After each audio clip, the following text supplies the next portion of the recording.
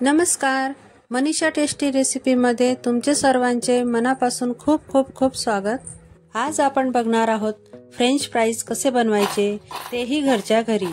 पण ते crunchy, crispy आणि टेस्टी कसे बनवायचे ते मी तुम्हाला आज दाखवणार आहे। चला तर मग सुरुवात करूया।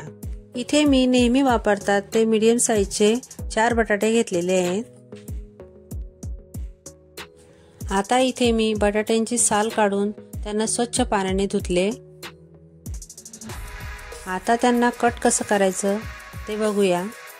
मी इथं बटाटा चारी बाजूंनी कट करून घेतलेला आहे। हे बघा, याप्रमाणे। हे बघा, आता मी एका बटाट्याचे 4 स्लाइस करून घेतलेले आहे, याप्रमाणे। व एकेका स्लाइसचे असे उभे काप करून घेणार आहे।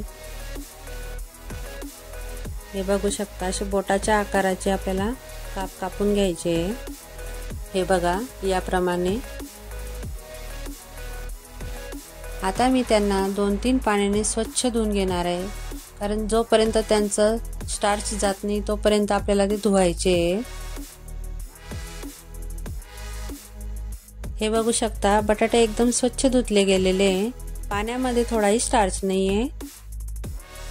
हे बघा, इथे एका कढईमध्ये मी पाणी गरम करायला ठेवलंय। हे बघा, आता पाणी गरम झालेलं आहे। यामध्ये मी बटाट्याचे काप टाकून घेणार आहे। सगळे काप टाकून झाल्यानंतर आता आपल्याला गॅस मोठ्या फ्लेमवरच ठेवायचा आहे। आता इथं मी 1 चमचा मीठ घेतलेलं आहे। मीठ आपण आवडीनुसार घेऊ शकता। आता आपले बटाट्याचे काप एकसारखे शिजायला पाहिजे म्हणून त्यांना थोड्या थोड्या वेळाने असे हलवत राहायचे। आता पाण्याला चांगली उकळी आलेली आहे व बटाट्याचे कापही छान शिजत आहे।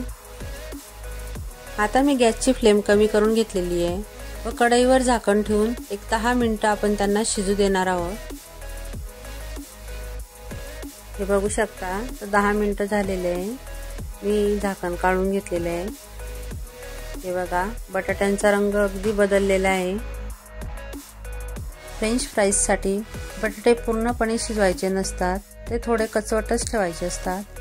हे बघू शकता, याप्रमाणे बटाटे अगदी व्यवस्थित जसे हवे तसे शिजलेले आहेत। आता आपण यांना एका गाळणीमध्ये काढून घेऊया।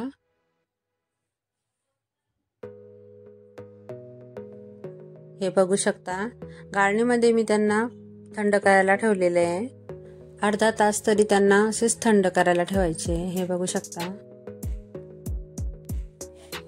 आता मी कढईमध्ये तेल गरम करायला ठेवलेले आहे। तेल एकदम कडकडीत गरम करायचं आहे। आता त्यामध्ये मी हे बटाट्याचे काप टाकून घेणार आहे। हे बघू शकता, 1-2 मिनिटं त्यांना मोठ्या फ्लेमवरच तळून घ्यायचे व त्यांना अधूनमधून हलवत राहायचे। त्यांना आपल्याला पूर्णपणे तळायचे नाही, तर आपल्याला 2 टप्प्यामध्ये त्यांना तळायचे आहे। आता मी यांना काढून घेणार आहे। मी यांना एका गाळणीमध्येच पसरवून घेणार आहे व थंड करून घेणार आहे। यांना पूर्णपणे थंड करायचं आहे आपल्याला। 10 मिनिटं तरी त्यांना थंड करून घेऊ।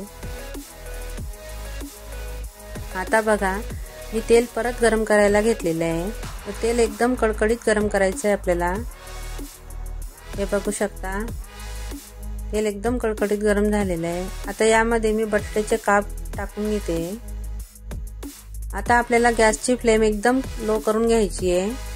लो फ्लेमवरच याला तळायचं आहे, नाहीतर आपले फिंगर चिप्स हे जळून जातील।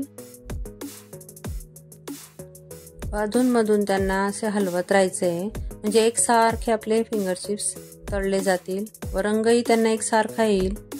हे बघू शकता, यांचा रंगही चेंज झालेला आहे। आता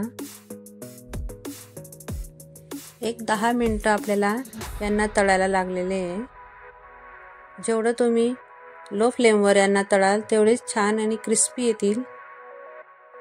आता मी यावर थोडं मीठ टाकून घेणार आहे तुम्हाला आवडल्यास तुम्ही चिली फ्लेक्सही टाकू शकता। हे बघा,